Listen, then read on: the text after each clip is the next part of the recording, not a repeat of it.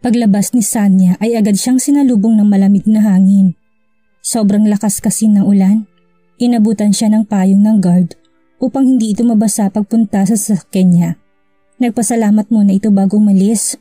Pagdating niya sa sasakyan ay agad itong nagpunas dahil nabasa sa ulan kahit may payong dahil sa lakas ng ulan. Binuhay nito ang makina ng sasakyan dahil gusto na talaga niyang umuwi dahil sobrang pagod na siya sa trabaho. Habang nasa biyahe pa uwi ay biglang tumirik ang kanyang sasakyan. Hindi naman siya makalabas dahil sa malakas na ulan. Sinubukan niya ulit paandarin ang sasakyan pero hindi pa rin. Kaya napamura na lang si Sanya dahil sa inis. Inabot nitong bag at kinuha ang cellphone upang tawagan si Javier para humingi ng tulong. Kung minamalas ka nga naman, napahilamos na lang ito sa kanyang palad dahil hindi makita ang cellphone. Naiwan ko pa yata sa opisina sa pagmamadali. Ani nito sa kanyang sarili. Napasandal na lang ito sa upuan at napatingin sa labas. Walang gaano sasakyang dumadaan at hindi naman siya pwedeng lumabas dahil sobrang lakas ng ulan at mababasa lang siya. Mukhang matutulog ako dito sa kotse. Mahinang sabi nito at pinikit ang mata. Hihintayin na lang niyan tumila ang ulan upang makalabas siya at makahanap ng sasakyang pauwi. Napamulat ang kanyang mata nang makarinig ng katok. Hindi niya namalayan nakatulog pala ito dahil siguro sa pagod at ilang araw na din siyang hindi gaano nakakatulog sa kakatrabaho. Napatingin siya sa may pinto at nakita na sobrang dilim ng paligid. Tanging ilaw ng kanyang sasakyan at sa poste lang ang nagsisilbing liwanag nito. Pero kinagulat niya makitang asawa, ito palang kumakatok sa pintuan niya. Binuksan niyang bintana at nakita nito na medyo tumila ng ulan. "Anong ginagawa mo dito?" Mataray na sabi ni Sanya. "Sanya?" Gulat na wika nito. "Oh, don't tell me. Hindi mo alam sa akin ang sasakyan na to." "Oo, huminto lang ako kasi akala ko kailangan ng tulong. Naisip ko na baka nasiraan." Paliwanag ni Yuan. Pauwi na kasi ito sa kanyang bahay na makita ang sasakyan na sa gitna ng daan. Tiningnan niya ito kung may tao na nangangailangan ng tulong. "Wow, matulungin ka na pala ngayon." "Hindi naman bagay." Inirapan ito ni Sanya. "Nasiraan ka ba? Gusto mo ihatid kita?" Mahinang sabi nito. "Umalis ka na. Hindi ko kailangan ng tulong mo." Pasigaw na sabi ni Sanya. "Delikado dito sa daan, tapos mag-isa ka lang. Baka mapahamak ka." Nag-aalalang sabi nito. "Mas mapapahamak ako kung sasama ako sa'yo." "I know you, Juan. Kaya mong manakit." May din na pagkakasabi nito. Napayuko naman si Yuan dahil sa kanyang narinig. "Huwag kang paawa, hindi bagay sa isang tulad mo. Alam ko malaki ang kasalanan ko sa'yo. Nag-aalala lang talaga ako sa mangyayari sa'yo dito kapag iniwan kita. Delikado na kasi at gabi na. Kung ayaw mong ihatid kita, baka may matawagan ka para kumuha sa'yo dito. You can use my phone." Saad nito sabay abot ng cellphone ito kay Sanya. Napatingin naman si Sanya dito at nagdadalawang isip ito kung kukunin ba ang cellphone. "Sige na, para masigurado ko lang na safe ka," dagdag ni Yuan. Kinuha ni Sanya ang cellphone at agad tinawagan si Javier. Mabuti na lang at kabisado niya ang number nito. Nakakailang ring pa ito bago sumagot. "It's me, Sanya. I need your help. Nasiraan ako ng sasakyan," sabi niya nito. "Asan ka?" Halata sa boses nito nag-alala. Sinabi naman ni Sanya kung nasaan siya bago niya ibinalik ang cellphone. Hindi siya nag-abalang magpasalamat dito. Buong akala ni Sanya ay aalis na ito. Pero nagulat siyang bumalik lang ito sa sasakyan nito pero hindi ito umalis. Nagtaka naman si Sanya kung anong iniisip nito.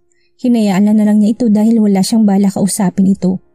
Wala pang isang oras ay may pulang Mercedes-Benz ang huminto sa kanyang harapan. Lumabas dito si Javier na nakapajama lang at manipis na white shirt ang suot. Magulo ang buhok at mukhang matutulog na sana to.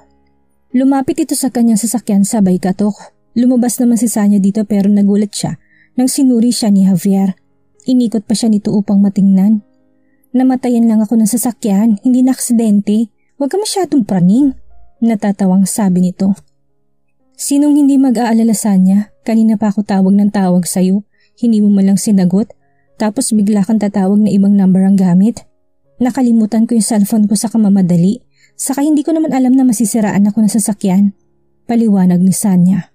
"Umuwi na tayo, sigurado ako hindi ka pa kumakain." Sabi nito sa kainakbayan si Sanya. Naglakad sila papunta sa sasakyan ni Javier.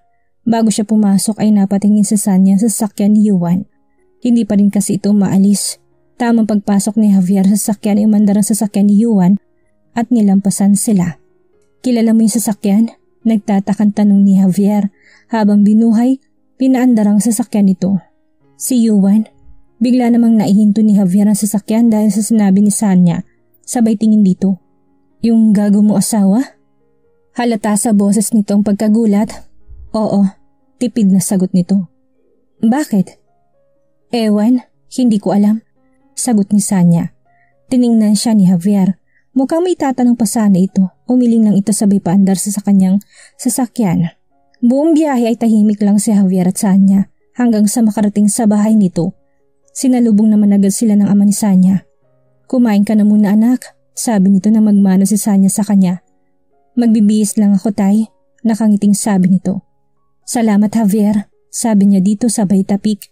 Tumango lang ito at naunang umakyat. Nagtaka naman si Sanya dito dahil kanina pa ito tahimik.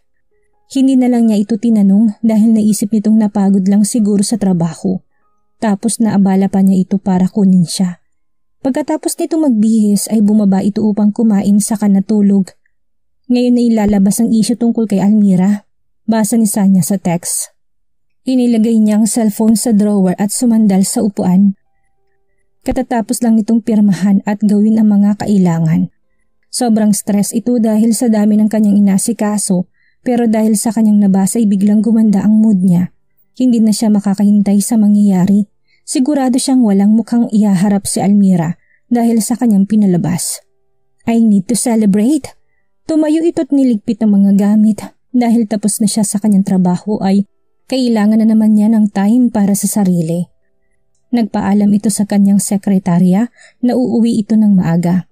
Nagtungo siya sa isang salon dahil balak niyang pakulayan ng buhok. Naisipan niyang beige color na naman. Pagkatapos nito ay naisipan niyang mag-shopping. Ilang oras din bago natapos ang kanyang pagpapakulay sa buhok. You're so pretty ma'am. Sure ba kayo na hindi kayo model? Tanong nito ulit. Kanina pa kasi ito nangungulit sa kanya kung model ba siya. Hindi talaga, wala din akong balak maging model. Nakangiting sabi nito sabay abot ng tip niya dito. Ang laki naman nito ma'am. Gulat na sabi nang makita ang pera na inabot niya. Pamasko ko. Saad niya sabay kindat. Hindi lang kayo maganda, ang bait niyo pa. Total package. Bongga, may pamasko na ako kahit malayo pang Pasko. Tuwang-tuwang wika nito. Binubola mo pa ako? Thank you. Paalam niya dito bago ito lumabas sa salon. Nag-ikot-ikot muna siya sa mall at namili na rin kapag may gusto siya. May binili din siya para kay Javier at sa kanyang tatay. Nang makita kasi niya ito ay agad pumasok sa kanyang isipan. Gusto mo ng tulong? Napalingon ito sa kanyang likuran at napakunot ito nang makita si Yuan. Sinusundan mo ba ako? Mataray na tanong nito. Kahit saan ito magpunta, laging nakikita ang asawa. Hindi naman, may binili lang ako para kay mami. Pinakita nitong hawak na paper bag. Tapos nakita kita, mukhang nahihirapan ka sa dami ng pinamili mo. Hindi ko kailangan ng tulong mo. Tinalikuran ito ni Sanya at nagsimula ng maglakad. Mag-usap naman tayo Sanya. Pangako pagkatapos nito, hindi na kataguguluhin. Ani nito.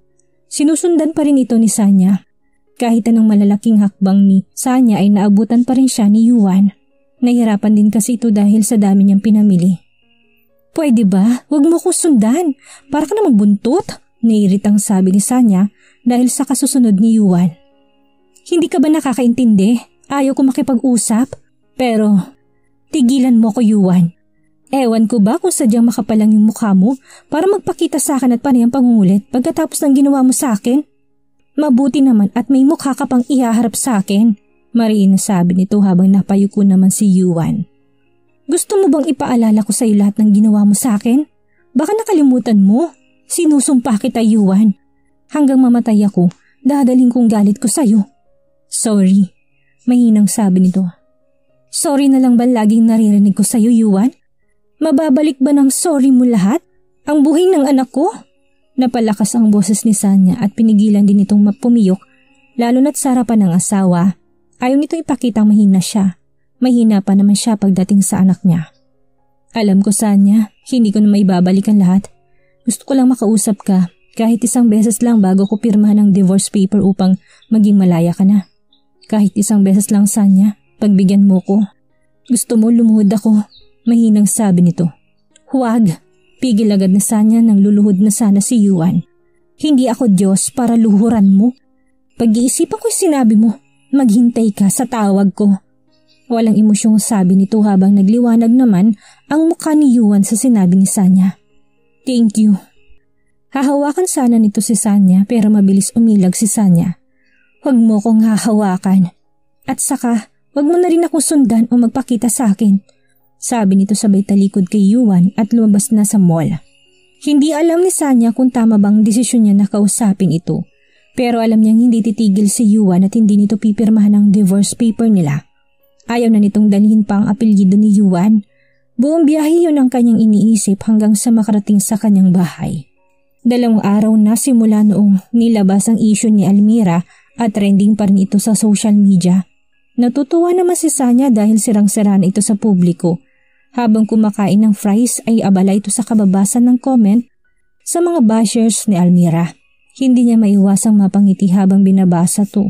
Simulan lumabas ang issue hindi nagbigay ng pahayag ang dalaga. Bigla na lang itong naglaho at hindi na ito mahanap. May nagsasabi naman nasa kondo lang ito't nagtatago at hindi lumalabas simula nung nangyari. Mga falcon naman ang susunod. Tumayo muna ito saka nagtungo sa kusina upang kumuha ng juice dahil nakaramdam ito ng uhaw dahil sa kinain. Hi Javier! Nakangiting bati niya dito nang makita si Javier. Nakauuwi pa lang. Mukha itong pagod na pagod dahil nakababa ang balikat. Pwede mo na bang itigil ang plano mo? Itigil na natin na paghihiganting ito, Sanya. Pagod na sabi niya. Bakit bigla mo yung sinasabi, Javier? Alam mo kung gaano ito kahalaga sa akin. Hindi maitago ni Sanya ang iritasyon sa kanyang boses. Naguguluhan ito kung bakit bigla na lang patigilin siya sa kanyang mga plano. Napasabunot ni Javier sa kanyang buhok at pabagsak ito na upo sa may sofa. Hindi maganda to, Sanya. Nakakasakit ka na ng tao. Bakit, Javier? Hindi ba nila ako nasaktan? Hindi mapigilan ni Sanyang mapasigaw. Nakita mo ko, Javier, kung paano ako nawala sa sarili, paano ko na-trauma at natakot. Gabi-gabi akong binabangungot sa mga nangyari sa akin. Hindi ako makatulog. Nawala yung ina at anak ko, Javier, dahil sa kanila. Pumiyok ang boses nito. Sanya, tumayo si Javier at tinarap to. I know kung gaano ka nahirapan, kaya nga ako pumayag sa gusto mo na gawin ito. Pero nang makita ko si Almira kanina sa emergency room na halos wala ng buhay ay bigla kitang naisip kung paano mo rin gustong tapusin ang buhay mo noon. Malungkot na sabi nito. Anong sinasabi mo? Naguguluhang sabi ni Sanya. Sinugod si Almira sa ospital kanina dahil nagtangka itong magpakamatay. Sanya, plano natin ay saktan lang sila pero yung may mamamatay, ibang usapan na yun. Kaya itigil mo na to, pakiusap ni Javier. Hindi, Javier. Hindi ko nakasalanan naging mahina siya. Walang ganang sabi nito. Sanya, naririnig mo na bang sarili mo? Kinakain ka na ng galit? Silang may kasalanan kaya naging ganito ako. Buhay pa ba siya? Tanong ito kay Javier. Yes, she was still alive. Mabutit na dala agad siya sa ospital. Good, kulang pa sa kanya yun. Tinalikuran nito si Javier. Walang maramdamang awa si Sanya kay Almira. Bumalik sa kanyang isipan ang pang-aalilang ginawa nito, pananakit sa kanya at mas malala ay hindi siya nito tinulungan noong nagmakaawa siyang dalhin sa ospital. Sanya naman, hindi na alam ni Javier kung ano sasabihin para mapatigil ito. Hindi ako titigil, Javier. Isa pa tapos na ako kay Almira dahil sa mga falcon naman. Kahit ano pang sasabihin mo, hindi ako titigil, madiing sabi nito. Anong gusto mong gawin ko? Sabihin na hindi totoong videong kumakalat? Nagawa-gawa ko lang? No way! Totoo naman yun at saka bahala siya sa buhay niya. Dagdag nito sa kaumakyat na sa itaas. Naiwan naman si Javier na sobrang stress dahil hindi na alam ko anong kanyang gagawin. Ayaw niyang magsisi sa huli si Sanya dahil sa mga ginawa nito. Pagpasok ni Sanya sa kanyang kwarto ay agad itong nahiga sa kama sabay nakatulala sa kisame. Manhid na ba ako? Kasi wala akong nararamdaman na awa sa kanya. Mahinang sabi ni Sanya sa kanyang sarili. Hindi ko naman naging kasalanan kaya ako naging ganito. Inabot niya ang kanyang cellphone at agad tiningnan ng balita kung meron ba tungkol kay Almira, pero wala siyang makita. Siguro ay nilihim ito sa media. Buong araw ay hindi nagkikibuan si Sanya at Javier na ipinagtaka ng ama ni Sanya. Nag-away ba kayong dalawa? Tanong ng ama nito. Hindi po tito. Mabilis na sagot ni Javier. Oo tay, bakit naman kami mag-aaway? Peking ngiti ni Sanya. Bahala kayong dalawa, malalaki na kayo, sabi ng ama nito. Hanggang sa umalis si Javier ay hindi siya nito kinakausap, kaya pumunta ito sa trabahong nakabusangot.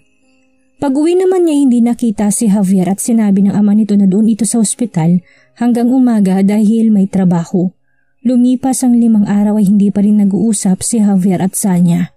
Hindi na matiis ni Sanya kaya naisipan itong kausapin ito. Kumatok ito sa kwarto ni Javier. Nakakailang katok pa ito pero hindi pa rin umalis. Aalis na sana ito nang biglang bumukas ang pinto. Iniluwa nito ang bagong ligo na Javier. Tanging short lang ang suot nito pero walang pang itaas. May tuwalyang nakasabit sa may leeg nito. What do you want? Tanong nito agad kay Sanya. Tumikim muna si Sanya. I'm sorry kung nasigawan kita. Nagalit lang ako kasi alam mo naman Javier kung gaano ito kaimportante sa akin. Sana maunawaan mo ko Javier. Hindi naman ako galit. Iniiwasan lang kita dahil ayaw ko magkasagutan tayo. Alam mo naman na ayaw ko sa ganun. Lalo na pagdating sa'yo, Sanya. So hindi mo na ako iiwasan? Kakausapin mo na ako? Nakangiting sabi ni Sanya. Tumangol lang si Javier bilang pagsang-ayon. Yay! Para naman itong batang tuwang-tuwa sabay yakap kay Javier. Nakalimutan itong wala pa pala itong pang-itaas na suot. Napahiwalay lang siya sa pagkakayakap na makarinig na malakas na nagtikim. Namumula ang kanyang pisngi nang makita ang kanyang ama kaya napayuko ito upang hindi nila mapansin. Kung maglalandian kayo, huwag niyo namang ipakita sa akin. Seryosong sabi ng kanyang ama. Tatay naman, nagpapapadyak si Sanya dahil sa sinabi ng ama. Tumigil ka Sanya, magpakasal muna kayo bago niyo ako bigyan ng apo. Nanlaki naman ang mata ni Sanya dahil sa sinabi ng ama. Tatay? Pasigaw na sabi ni Sanya, sabay gulo ng kanyang buhok. Nang marinig niya ang mahinang tawa ni Javier, ay tiningnan niya naman ito ng masama. May nakakatawa ba? Nakataas ang kilay nito. O tingnan niyo tay, naglilihi agad. Pabiro na sabi ni Javier. Hinampas ni Sanya sa braso si Javier, sabay walk out. Talo pikon, dagdag ni Javier. Bahala kayo sa buhay niyo, magsama kayong dalawa. Pasigaw na sabi nito, sabay pasok sa kwarto nito. Humiga sa kama si Sanya sabay takip na unan sa kanyang mukha. Kung sa Amerika ay sanay siyang yumayakap kay Javier dahil malapit ito sa isa't isa at wala na silang hiyaan. Pero iba na kasi ngayon ang sitwasyon nila dahil kasama na nila ang kanyang ama. Ilang minuto yata si Sanya nakahiga sa kama habang nakatakip sa mukha nito ang unan. Nang makarinig ng katok ay bumangon ito. Pagbukas nito ay agad nakita si Javier. Nakangiti habang may hawak na ice cream. Libre ko yan. Alam ko paborito mo yan. Pasok ako ha. Namiss kitang kausap. Inabot nitong magnum ice cream kay Sanya at kinuha naman ito ni Sanya. Nauna nang pumasok sa kwarto si Javier. Sabay higa sa kama. Umalis ka nga dito. Baka ano pang sabihin ni tatay. Tutuksoy na naman ako nun. Nakasimangot na sabi nito sabay bukas sa ice cream. Sabay kain nito. Hayaan mo yung pinto nakabukas para walang masamang isipin si Tito, ani ni Javier. Sinunod lang ito ni Sanya saka lumapit kay Javier habang kinakain ng ice cream. Anong ginagawa mo? Tanong ni Sanya sabay tingin sa cellphone nito. Napakunot ang kanyang noon na makita naglalaro ito. Sabi mo na mismo kong kausapin tapos maglalaro ka lang? Ginawa mo pang tambahin tong kwarto ko. Shupi, taboy ni Sanya kay Javier kaya natawa na lang ito. Pwede naman tayong mag-usap habang naglalaro ako. I know how to multitask, Sanya. Mayabang na sabi nito. Bahala ka dyan. Tinalikuran ito ni Sanya sabay abot sa kanyang motivational book. Nakahiligan na nitong magbasa kapag may free time. Nakakatulong din kasi ito sa kanya at may mga natututunan siya dito. Sanya. Tawag ni Javier pero hindi sumagot si Sanya dahil nakatuon ang atensyon nito sa binabasa. Sanya, pinatay ni Javier ang kanyang cellphone saka humarap kay Sanya. Hello, pwedeng makausap si Mataray na Sanya? Hindi ako Mataray. Inirapan ito ni Sanya kaya natawa si Javier. Di ba naglalaro ka? Bakit mo ko ginugulo? Mataray na tanong nito. Wow, so hindi yan mataray. Angelic face yarn? Biro ni Javier kaya mahina itong hinampas ni Sanya ng libro. Maglaro ka na, huwag mo kong istorbohin. Ayaw ka na maglaro. Nakakatamad eh. Mag-usap na lang tayo. Mayabang na sabi nito. Humiga ito sa kama pero ang kalahating katawan lang. Ano naman ang pag-uusapan natin? Nagtatakang tanong nito. Hindi na ba talaga kita mapipigilan sa plano mo? Napataas naman ang kilay ni Sanya sa sinabi nito. Bakit? Natatakot ako. Ewan ko ba? Noong una naman sang-ayon ako sa mga ginagawa mo pero habang tumatagal ay parang nagsisisi ako. Hinayaan lang ito ni Sanya na magsalita. Huwag mong masamain ha pero natatakot akong bumalik ka sa dati. Paano kung malaman nila at gantihan ka? Paano kung may gawin silang masama sa'yo? Malakas itong napabuntong hininga.